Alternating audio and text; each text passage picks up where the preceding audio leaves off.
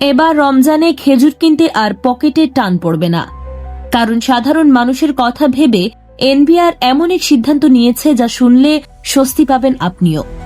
আসন্ন রমজান মাসে খেজুরের দাম সাধারণের নাগালের মধ্যে রাখতে জাতীয় রাজস্ব বোর্ড বা এনবিআর আমদানিতে শুল্ক ও কর প্রায় অর্ধেক কমিয়ে দিয়েছে। 24 ডিসেম্বর জারি করা এক বিশেষ বিজ্ঞপ্তিতে জানানো হয়েছে, খেজুর আমদানিতে শুল্ক 25% থেকে কমিয়ে 15% এবং অগ্রিম আয়কর 10% থেকে কমিয়ে মাত্র 5% করা হয়েছে। ধর্মপ্রাণ মুসলমানদের আবেগের কথা বিবেচনা করে নেওয়া এই সিদ্ধান্তের ফলে বাজারে খেজুরের সরবরাহ বাড়ার পাশাপাশি দাম অনেকটাই কমে আসবে বলে আশা করা হচ্ছে।